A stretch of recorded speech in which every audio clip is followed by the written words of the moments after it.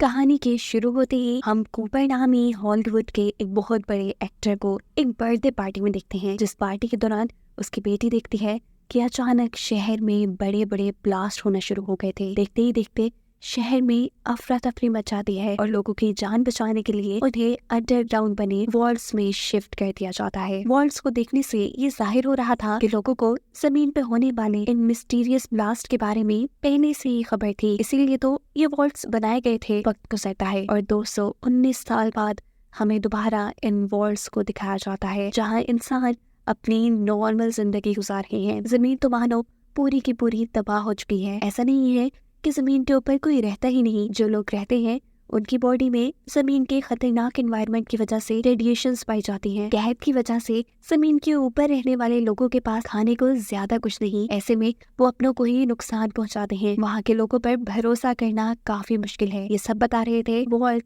33 के chief hang, जिसकी बेटी लूसी की आज शादी थी। वॉल्ट 32 का एक लड़का अपनी चीफ ली के साथ लूसी से शादी करने के लिए यहाँ आता है। शादी हो जाती है और शादी के बाद हैंक सबको खुशखबरी देते हैं कि कुछ सालों बाद अमेरिका का एनवायरनमेंट काफी बेहतर हो जाएगा और यहाँ वॉल्ट पे रहने वाले लोग आखिर जमीन के ऊपर सेफली जा पाएंगे। ये जानने के बाद सारे बहुत खुश होते हैं और अपने अपने रूम्स में चले जाते हैं। रात होने पर जब लूसी का भाई उदास इस वॉल्ट के अंदर घूम रहा था तो उसे कुछ लोगों के चिल्लाने की आवाज आती है। उसे पता चलता है कि वॉल्ट 32 के लोगों ने वॉल्ट 33 के लोगों को मारा है, उनके साथ लड़ाई की है और ऐसे में बहुत से लोग जान से मारे गए। यहाँ अपने रूम में लूसी भी चेक करती है कि उसके हस्बैंड की बॉडी से बहुत ज्यादा रेडिएशंस बाहर आ रही थी। मतलब ये कि वो जमीन के ऊपर रहने वाला कोई इंसान था जो उनके वॉल्ट में आ गया था। ये जानते ही इससे पहले कि लूसी उससे कुछ पूछ पाती, वो लड़का खुद ही लूसी के ऊपर हमला कर देता है और अपने आप को बचाने के लिए लूसी एक चाकू से उसी को मार देती है। अपने रूम से बाहर निकली तो उसने देखा कि वॉल्ट में किसी जंग का माहौल था। वॉल्ट 32 के लोग बेदर्दी से उनके वॉल्ट के लोगों को मार रहे थे। घबरा कर लूसी अपने डैड हैंक के पास जाती है, जिसको भी अब ली पकड़ चुकी थी। ली हैंक को 2 चॉइसेस देती है, या तो अपने आप को बचाए वो या फिर अपने लोगों को। हैंक जो कि एक लीडर था, वो अपने लोगों को बचाने का फैसला करता है और ऐसे ली के लोग उसे पकड़कर यहाँ से ले जाते हैं। इन सब चीजों का सबसे ज्यादा असर पड़ा था लूसी पर। वो बहुत ही ज्यादा उदास और परेशान हो चुकी थी। इन्हें ये भी बात मालूम हो गई थी कि हमला करने वाली ली की टीम वॉल्ट 32 से ताल्लुक नहीं रखती थी, बल्कि वो जमीन के ऊपर से आए थे। रात में होने वाली वॉल्ट के अंदर एक मीटिंग में लूसी सबको अपना फैसला सुनाती है कि वो अपने डैड को बचाने के लिए जमीन के ऊपर जाएगी। कोई भी लूसी का इसमें साथ नहीं देना चाहता था, क्योंकि सबको ये बात मालूम थी कि जमीन के ऊपर रहने वाले लोग बहुत ही खतरनाक बन चुके हैं। अगर ये लोग ऊपर गए तो वो इन्हें मार खाएंगे। लूसी किसी की बातों में नहीं आती और अपने भाई की हेल्प से आखिर इस वॉल्ट से बाहर निकल आते हैं। गैर कानूनी तौर पे लूसी को इस वॉल्ट से बाहर निकालने की वजह से लूसी के भाई को वॉल्ट के लोग बंदी बना लेते हैं। यहाँ लूसी के साथ अब हम बाहर की दुनिया का तबाह हुआ सीन देखते हैं। जगह जगह लाशें और ढांचे पड़े थे, टूटी फूटी बिल्डिंग्स रेत से भरी थी। लूसी इन सारे हालात को देखकर घबराती नहीं, क्योंकि वो पहले से ही माइंड बना कर आई थी। सीन कट होकर हमें यहाँ पे रहने वाले इंसानों को दिखाया जाता है, जो ऐसे बिल्कुल नहीं लग रहे थे जैसा हैंग ने उन सबको बताया था। ये सब नॉर्मल लग रहे थे। ये ब्रदरहुड नामी एक ऑर्गेनाइजेशन थी, जहाँ पर मैक्सिमस नाम का एक लड़का भी था। वो यहाँ का एक ट्रेन फौजी बनकर एक रोबोटिक आर्मर सूट लेना चाहता था, जिसकी हेल्प से ये लोग ताकतवर होकर अपने मिशंस पूरे किया करते थे। लेकिन क्योंकि मैक्सिमस सबसे ज्यादा कमजोर था, इसीलिए सब लोग उसे बहुत बुली करते थे। यहाँ तक कि अपनी इसी कमजोरी की वजह से उसे आज तक उसका रोबोटिक आर्मर सूट भी नहीं मिला था। वो यहाँ ट्रेनिंग ही करता रहा और उसके बाद आए हुए उसके दोस्त की भी प्रमोशन हो गई। ये जानकर उसे दुख तो बहुत हुआ, लेकिन वो कुछ कर भी नहीं सकता था। अगले दिन सुबह उठने पर पता चलता है उसे कि उसके जिस दोस्त की प्रमोशन हुई थी, उसके जूते में किसी ने एक बहुत बड़ा ब्लेड रख दिया था, जिसकी वजह से उसका पूरा पाँव जख्मी हो गया है और अब उसकी पोजीशन पे किसी और को हायर किया जाएगा। जनरल मैक्सिमस को ही उसके दोस्त की पोजीशन के लिए हायर कर लेते हैं और ये जानकर उसके दोस्त को बुरा नहीं लगता। मैक्सिमस आर्मर सूट पहने एक बड़े सोल्जर का असिस्टेंट था। उसकी ड्यूटी मिशन में रोबोटिक आर्मर सूट पहने सोल्जर की हेल्प करने की थी। उन्हें पहला मिशन दिया जाता है एक साइंटिस्ट को पकड़ने का, जिसने एक बहुत ही खतरनाक डिवाइस बनाई थी और ये लोग हेलीकॉप्टर में बैठकर मिशन के लिए निकल जाते हैं। दूसरी तरफ हम कुछ चोरों को देखते हैं, जिन्होंने एक कॉफिन खोला है। कॉफिन के अंदर से निकलने वाला इंसान कूपर था, वही हॉलीवुड एक्टर जिसे मूवी के स्टार्ट में दिखाया गया था। असल में वो पुराने वक्त में तो मर गया था, लेकिन अब कूपर को एक खास केमिकल की मदद से जिंदा किया गया। जिंदा होने के बाद वो इंसान नहीं रहा, बल्कि घाउल नामी एक क्रिएचर में बदल गया। ये चोर कूपर को उसी साइंटिस्ट की लोकेशन के बारे में बताते हैं जिनके पीछे ब्रदरहुड ऑर्गेनाइजेशन के लोग भी पड़े थे, यानी मैक्सिमस जिस साइंटिस्ट को मारने के मिशन पे था।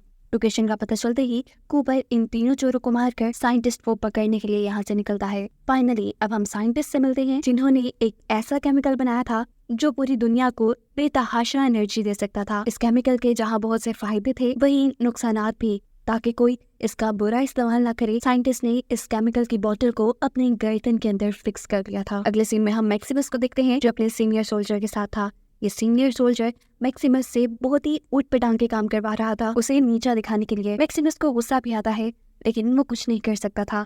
ये लोग अब अपनी मंजिल पे पहुंच जाते हैं जहां से इन्हें आगे बढ़ना था, और तभी अचानक एक ताकतवर भालू जिसको जमीन की रेडिएशंस ने पागल कर दिया था, वो आर्मर पहने इस सीनियर सोल्जर के ऊपर अटैक कर देता है। वो बिल्कुल इस सोल्जर को मारने वाला था कि इसकी जान बचाने के लिए पीछे से मैक्सिमस उसके ऊपर अपनी गन से हमला करता है। अब सीनियर सोल्जर जिसे मैक्सिमस का शुक्रिया अदा करना चाहिए था, वो अभी भी मैक्सिमस को बुरा भला बोल रहा था और उसे आर्मर सूट से बाहर निकालने को कह रहा था। मैक्सिमस गुस्से में उसे आर्मर सूट से बाहर नहीं निकालता और जख्मी होने की वजह से ये सोल्जर उसी सूट के अंदर मर जाता है। मैक्सिमस उसको उसके रोबोटिक आर्मर सूट से बाहर निकालता है, उसे दफनाकर उसका ये सूट अपना बना लेता है। उसका आज ख्वाब पूरा हो गया था, ये रोबोटिक आर्मर सूट पहनने का। यहाँ लूसी जो कि चलते चलते एक गांव में पहुंच चुकी है, वो यहाँ पर ली के बारे में पूछती है सबसे, जिसने उसके डैड को बंदी बनाया था, लेकिन कोई भी उसे ली का पता नहीं बताता क्योंकि सभी लोग जानते थे लूसी वॉल्ट से आई है और वो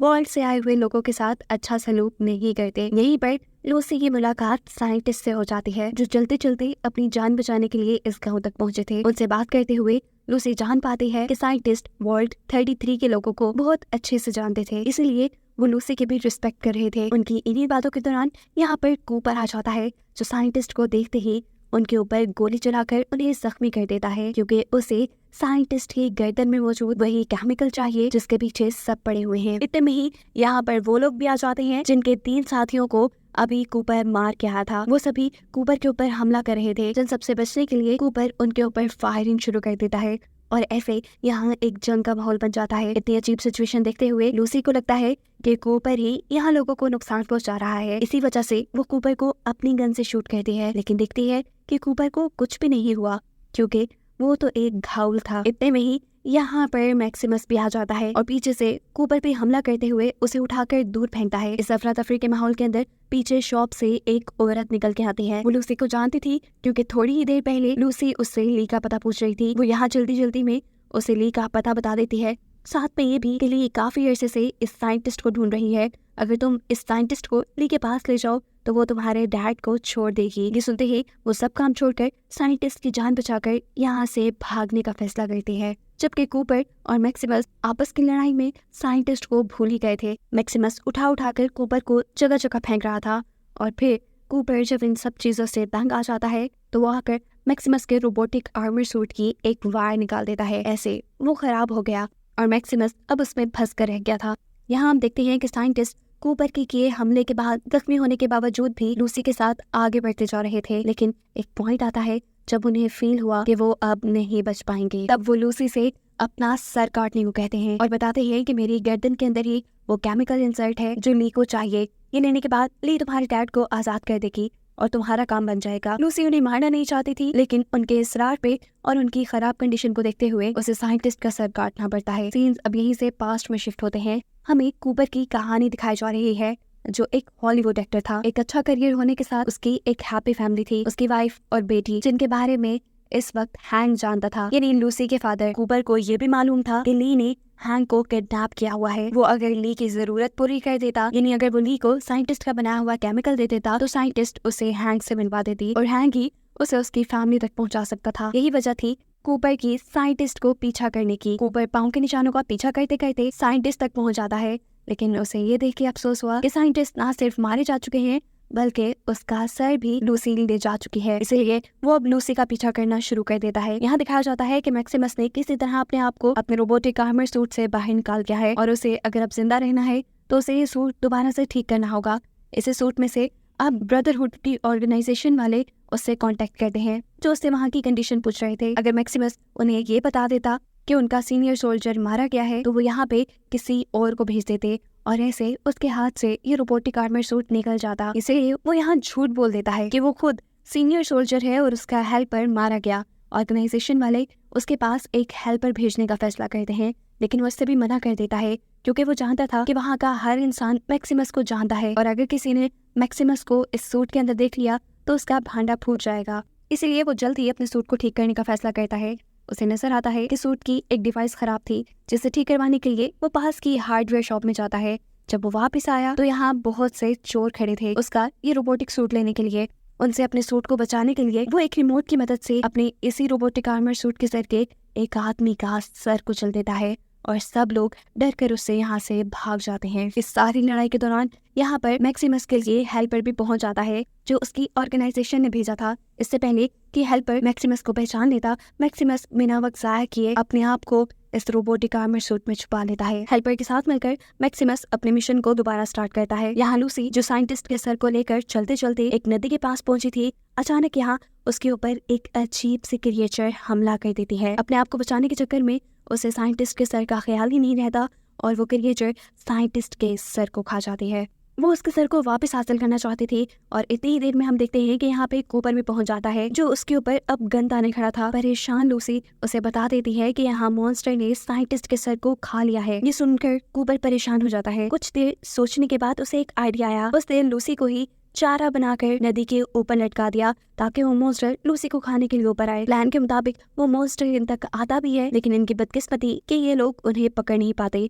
नदी की दूसरी तरफ मैक्सिमस और उसका हेल्पर थे। ये मॉन्स्टर उन पे हमला करने के लिए आगे बढ़ जाता है। वो एक ही झटके में मैक्सिमस के हेल्पर को अपने मुंह में पकड़ लेता है। इससे पहले कि वो आदमी को पूरी तरह खा लेता, मैक्सिमस अपने आर्मर सूट की सारी ताकत लगाते हुए अपने हेल्पर को इस मॉन्स्टर के मुंह से बाहर खींचता है। ऐसा करते हुए मॉन्स्टर को एक बहुत जोर की उल्टी आती है, जिसकी वजह से हेल्पर भी उसके मुंह से बाहर निकल जाता है और साथ में साइंटिस्ट का हेड भी, जिसे लेकर मैक्सिमस ने आगे बढ़ना शुरू कर दिया था। यहाँ हम देखते हैं कि कूपर और लूसी चलते चलते एक और गांव में आ गए थे। कूपर को यहाँ पर वॉल्ट शेल्टर का एक एडवर्टाइजमेंट नजर आता है, जिसे उसने अपनी वाइफ के कहने पे शूट किया था। ये वही वॉल्ट शेल्टर है जिसमें आज सब लोग सेफ रह रहे हैं। खैर, अब वो लूसी को लेकर एक स्टोर पे जाता है, जहाँ वो लूसी के बदले एक ट्रक मांगने की डिमांड करता है। साफ जाहिर था कि वो लूसी को बेच रहा था। लूसी के पास भी कूपर की बात मानने के अलावा कोई ऑप्शन नहीं था। कूपर की बात मानते हुए वो स्टोर के अंदर चली जाती है, यानी उसने कूपर के लिए अपने आप को बेच दिया। स्टोर के अंदर उसे एक रोबोट मिलता है जो उससे अच्छी बातें कर रहा था, साथ ही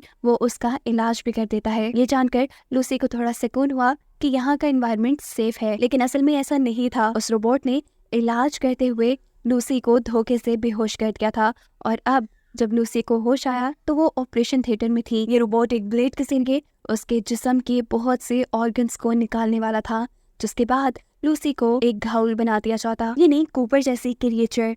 लूसी देखती है कि यहाँ पे और भी बहुत से घायल अजीब सी केमिकल वाली ड्रिप लगवाने आए थे, जो घायल्स को जिंदा रखा करती थी और अपनी इसी ड्रग्स को बेचने के लिए यहाँ के लोग इंसानों को मारकर घायल बना देते थे। लूसी यहाँ अपनी जान बचाने के लिए इस रोबोट को रोक देती है और यहाँ से भागने की कोशिश करती है। इस वक्त पर स्टोर में बैठे हुए इंसान भी इसके ऊपर हमला करते हैं और इनसे अपनी जान बचाने के लिए, यानी अपनी डिफेंस के लिए, लूसी भी उन्हें अपनी गन से शूट करके मारकर स्टोर से बाहर निकल आती है। बाहर आते हुए लूसी वो केमिकल भी अपने साथ ले आई थी, जिसकी वजह से घायल जिंदा रहते थे। बाहर आकर वो देखती है कि कूपर उस केमिकल के ना मिलने की वजह से बेहोश हो चुका है, इसीलिए वो बाहर आकर कूपर को वो केमिकल इंजेक्ट कर देती है। सीन कट होकर हमें वॉल्ट 33 का सीन दिखाया जाता है। यहाँ पर हैन की जगह अब एक औरत ने संभाली थी, यानी वो यहाँ की लीडर बन गई थी और इस लीडर ने मिशन बनाया था वॉल्ट 33 के साथ साथ सभी वॉल्ट्स के ऊपर कब्जा करने का, जिन्हें ली और उसके लोग बर्बाद कर गए थे। इस चीज से सभी लोग तो खुश थे, लेकिन लूसी का भाई नहीं, पर वो ज्यादा कुछ कर भी नहीं सकता था।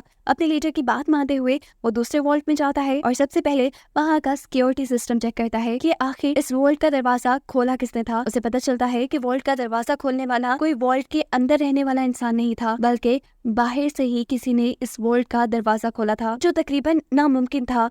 वॉल्ट का दरवाजा हमेशा अंदर से ही खुलता था। वो दरवाजे की खोलने वाले इंसान का जब फिंगरप्रिंट चेक करता है तो ये उसकी मॉम का था। ये जानकर वो पूरी तरह शॉक रह जाता है, क्योंकि उसे तो कई साल पहले बताया गया था कि उसकी मॉम मारी जा चुकी है। यहीं दूसरी तरफ हम मैक्सिमस को देखते हैं, जो साइंटिस्ट का सर मिलने पे बहुत खुश था, क्योंकि उसने खुद ही मिशन पूरा कर लिया था। साथ ही उसका साथी भी खुश था। अगले दिन ये लोग वापस अपनी बेस में चले जाते, लेकिन इससे पहले ही मैक्सिमस के हेल्पर को उसकी सच्चाई पता चल जाती है कि असल में वो कोई सीनियर सोल्जर नहीं बल्कि मैक्सिमस है, जो खुद एक हेल्पर था। ये सच्चाई जानते ही वो मैक्सिमस से लड़ने लग जाता है, और क्योंकि वो ये बात जानता था कि वो इस रोबोट से नहीं लड़ सकता, तब वो मैक्सिमस को हराने के लिए उसके रोबोट की बैटरी बाहर निकाल लेता है। ऐसे मैक्सिमस इस रोबोटिक सूट में फंस चुका है और ये हेल्पर उसे इसी सूट में मरने के लिए छोड़कर साइंटिस्ट का सर लेकर यहाँ से भाग जाता है। अगले दिन तक मैक्सिमस यहीं खड़ा रहा। उसके ऊपर अब बहुत बड़े बड़े कॉकरोचेस ने भी हमला कर दिया था। इससे पहले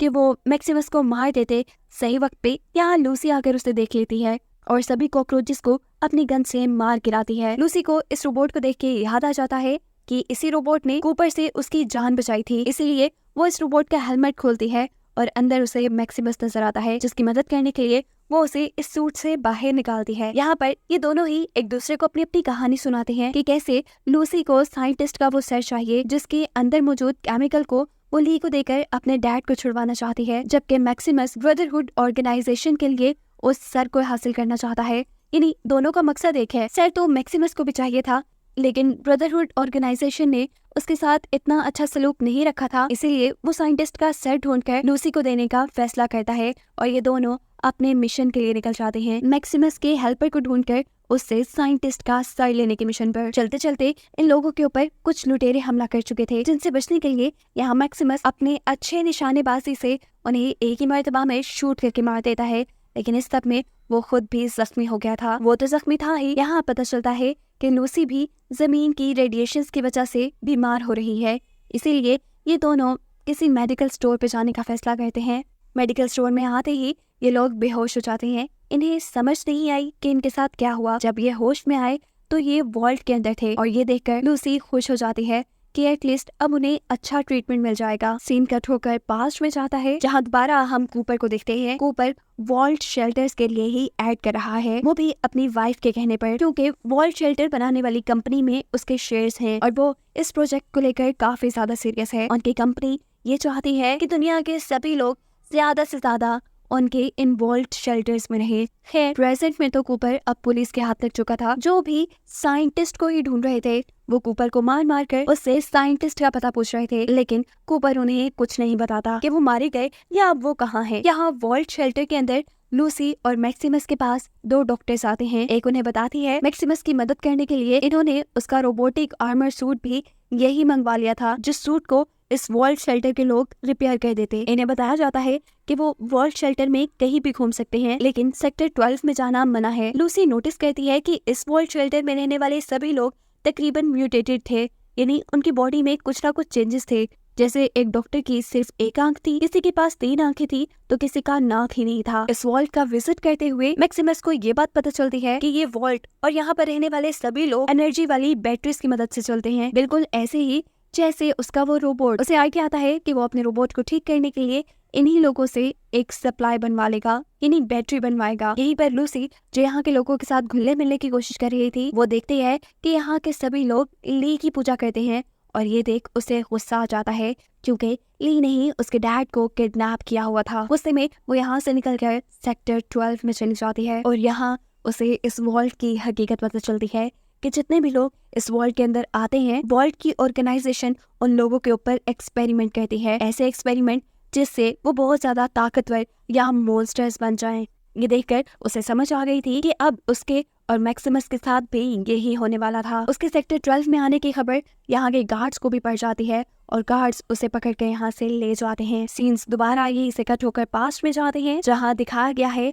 कि ली ने कूपर को अपने पास मिलने के लिए बुलाया है। वो कूपर को बता रही है कि उसकी वाइफ का ये प्रोजेक्ट इस दुनिया के लिए एक बहुत बड़ा खतरा है। कूपर को ली की बात पे यकीन नहीं था, इसीलिए ली कूपर को एक ऐसी डिवाइस देती है जिसको उसकी वाइफ के साथ अटैच करने पे वो अपनी वाइफ की सारी बातें सुन सकता था। कूपर इस डिवाइस को अपने पास तो रख लेता है, लेकिन उसे समझ नहीं आ रही थी कि उसे अपनी वाइफ के साथ ये करना चाहिए या नहीं। सीन्स दोबारा पास्ट में शिफ्ट होते हैं, जहाँ पर गार्ड्स ने लूसी को पकड़ा हुआ है। वो मैक्सिमस के जब सामने से गुजरते हैं तो मैक्सिमस को लूसी के ऊपर आए हुए खतरे का पता चल जाता है। उसे बचाने के लिए वो जल्दी से अपने रोबोटिक आर्मर सूट के पास जाता है और उसे एक्टिवेट करने के लिए इन लोगों के वॉल्ट की ही बैटरी चुरा कर अपने सूट में डाल लेता है। सूट एक्टिवेट करने के बाद वो जल्दी से इस वॉल्ट के लोगों के पास आया था। यहाँ वो धड़ाधड़ करके पहले ही काफी सारे गार्ड्स को मार के रहता है और उसके बाद जैसे ही लूसी को लेकर वो यहाँ से बाहर जाने वाला था तो लूसी उसे बताती है कि वॉल्ट के लोग तो सजा के तौर पे खुद ही उन्हें बाहर की दुनिया में छोड़ रहे थे। ये सुनकर वो थोड़ा शर्मिंदा होता है और उनसे माफी मांग लेता है।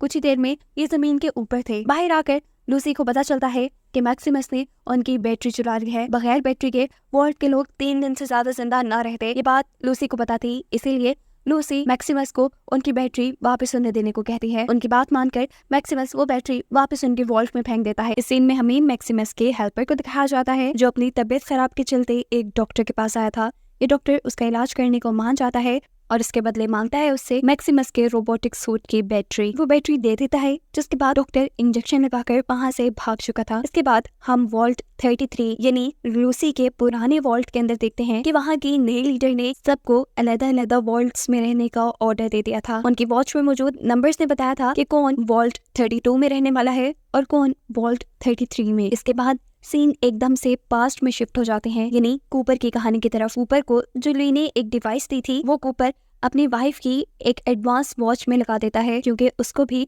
अब अपनी वाइफ पर शक होने लगा था। यहाँ पर लूसी और मैक्सिमस अपने हेल्पर को ढूंढते हुए उस तक पहुंच जाते हैं उससे साइंटिस्ट का सर लेने के लिए। यह हेल्पर उन्हें अपने से दूर रखने के लिए उनके ऊपर गोलियां चलाता है, लेकिन उसका निशाना बिल्कुल ठीक नहीं था। उसको रोकने के लिए जब लूसी उसके ऊपर हमला करती है तो एक तीर उसके आर पार हो जाता है, लेकिन वो मरता नहीं। और यहाँ उसे मालूम होता है कि जिस डॉक्टर ने उसका इलाज किया था उस डॉक्टर ने इलाज करने के बजाय उसे एक इंजेक्शन के जरिए, एक केमिकल के जरिए घायल बना दिया था। और ये बात अगर ब्रदरहुड ऑर्गेनाइजेशन को पता चलती तो वो खुद इसे मार देते। इसके लिए बेहतर यही था कि वो साइंटिस्ट का सर मैक्सिमस को देता और खुद उनकी ऑर्गेनाइजेशन से दूर चला जाता ताकि वो जिंदा रह पाए। पता चला कि मैक्सिमस के हेल्पर ने यहाँ पर अपनी ऑर्गेनाइजेशन को पहले से बुलाया हुआ था वो सर लेने के लिए, जिनके हेलीकॉप्टर्स अब मैक्सिमस और लूसी को आसमान में नजर आ रहे थे। यहाँ मैक्सिमस अपना मिशन छोड़कर, अपनी तरक्की के सारे चांसेस छोड़कर लूसी को साइंटिस्ट की गर्दन दे देता है ताकि उसके जरिए लूसी अपने डैड को छुड़वा ले और खुद वो पास पड़ी हुई एक मुर्दा इंसान की बॉडी का सर काट कर उसके चेहरे का बुरा हाल कर देता है ताकि कुछ देर के लिए ब्रदरहुड के लोग उसकी इस चाल से डिस्ट्रैक्ट हो पाएं। मैक्सिमस को लेकर ब्रदरहुड के लोग अपनी बेस में पहुंच जाते हैं और इनका जर्नल वो सर देखकर फौरन समझ जाता है कि ये उस साइंटिस्ट का सर नहीं। यहाँ हम देखते हैं कि फाइनली लूसी भी ली के पास पहुंच चुकी है अपने डैड को छुड़वाने के लिए। उसके हाथ में साइंटिस्ट का सर देखकर ली बहुत खुश होती है और यहाँ उसे एक बहुत बड़ी सच्चाई बताने लगती है। उसे कुछ बताता देखकर हैंक यानी उसके डैड कहते हैं, लूसी इसकी बात बिल्कुल मत सुनना। लेकिन लूसी ली को सुनना चाहती थी। उसे यहाँ पे एक घायल भी मिली थी जिसकी हालत काफी खराब थी। सीन कट होकर वॉल्ट 33 में शिफ्ट होता है जहाँ पर लूसी का भाई अपनी ही एक जंग लड़ रहा है। उसे वॉल्ट 32 में शिफ्ट कर दिया गया था जहाँ आकर वो बहुत सी ऐसी मशीन्स देखता है जिनके अंदर इंसानी दिमाग फिट किए गए हैं और ये देखकर उसे ये बात समझ आ जाती है कि ये वॉल्ट उनकी रहने की जगह नहीं बल्कि एक बहुत बड़ी एक्सपेरिमेंटल लैब है जहाँ इंसानों के ऊपर एक्सपेरिमेंट्स किए जाते हैं और यहाँ रहने में उनकी कोई सेफ्टी नहीं। सीन्स यहीं से पास्ट में शिफ्ट होते हैं जहाँ पे कूपर अपनी वाइफ के एडवांस वॉच के अंदर लगाई हुई डिवाइस की मदद से उनकी बातें सुन रहा था। वो एक ऐसी मीटिंग में थी जहाँ पे बहुत से बड़े बड़े मुल्कों के प्रेसिडेंट या प्राइम मिनिस्टर आए हुए थे। साथ ही यहाँ बहुत से अमीर लोग भी थे। ये सब लोग इंसानों के ऊपर कुछ खुफिया एक्सपेरिमेंट्स करना चाहते थे। ये बात जब कूपर को पता चलती है तो वो बहुत ही ज्यादा शॉक रह जाता है। उसने अपनी वाइफ को क्या समझा था और वो क्या निकली। कूपर को और ये बात पता चलती है कि वो इंसानों को इमोर्टल बनाना चाहते थे, यानी ऐसा कि वो कभी ना मरे और साथ ही बहुत ज्यादा ताकतवर भी। और इसी काम के लिए कूपर की वाइफ उसके पैसों से बड़े बड़े वॉल्ट्स बना रही थी जिसके अंदर रहकर हर साइंटिस्ट, हर ऑर्गेनाइजेशन अपनी मर्जी के एक्सपेरिमेंट कर पाएंगे। जैसा हम देख भी चुके हैं कि वॉल्ट 32 में इंसानों के ब्रेन पे एक्सपेरिमेंट हुए। सबसे ज्यादा दुख और शौक की बात ये थी कि ये जो दुनिया बर्बाद हुई थी ये भी उन्हीं के प्लान की वजह से। इन सब मुल्कों ने मिलकर डिसाइड किया था कि वो अमेरिका के साथ साथ बड़े बड़े मुल्कों को अपने ही एटॉमिक हमले से तबाह कर देंगे। जमीन का एनवायरनमेंट ऐसा खतरनाक बन जाएगा कि लोगों को यहाँ से कहीं और जाना पड़ेगा। सेफ रहने के लिए लोग वॉल्ट्स के अंदर ही आएंगे और ऐसे उन्हें एक्सपेरिमेंट करने के लिए कभी इंसानों की कमी नहीं होगी। अब कूपर की वाइफ ये साबित करने के लिए कि उसका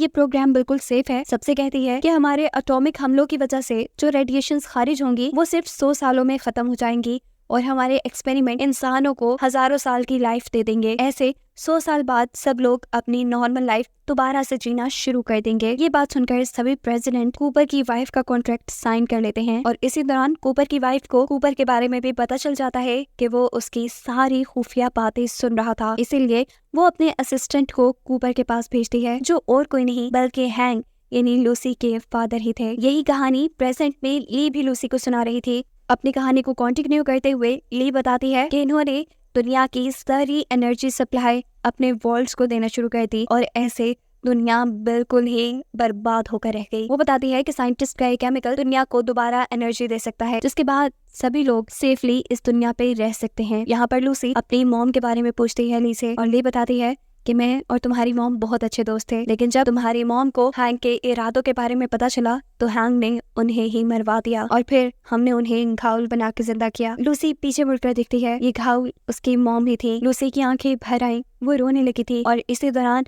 उन्हें अचानक कुछ हलचल महसूस होती है। वो लोग देखते हैं कि ब्रदरहुड ऑर्गेनाइजेशन के लोग यहाँ ली के ऊपर हमला करने के लिए आ चुके हैं, क्योंकि उन्हें लगता है कि ली इस दुनिया को बर्बाद कर रही है। ये लोग बाहर से सभी गार्ड्स को मारते हुए ली के बेस के अंदर पहुंच जाते हैं, जहां आते ही मैक्सिमस हैंक को खोल देता है, क्योंकि उसे लगता था कि लूसी अपने डैड को छुड़वाना चाहती है। लेकिन यहाँ लूसी उसे हकीकत बताती है कि उसके डैड की वजह से ही ये दुनिया इस बुरे हाल में है। और ये सुनकर वो भी फ्लैशबैक्स में खो जाता है उस वक्त में जब उन एटॉमिक हमलों की वजह से उसका शहर बर्बाद हुआ, उसके पेरेंट्स मारे गए और ये दुख उसे आज तक नहीं भूला था। वो इन्हीं बातों में खोया हुआ था कि उसका रोबोटिक सूट हैंक के हाथ लग जाता है, जो पहनकर वो मैक्सिमस के ऊपर हमला कर देता है और मैक्सिमस बेहोश हो जाता है। इतने में ही यहाँ कूपर भी अपनी एंट्री कर चुका था, क्योंकि उसे ली और उसकी ऑर्गेनाइजेशन की सारी हकीकत पता थी, इसलिए वो ली की तरफ से यहाँ लड़ता है और हैंक पे बंदूक तान देता है। वो यहाँ हैंक से अपनी वाइफ के बारे में पूछता है, लेकिन हैंक उसे कुछ नहीं बताता। इतने में ली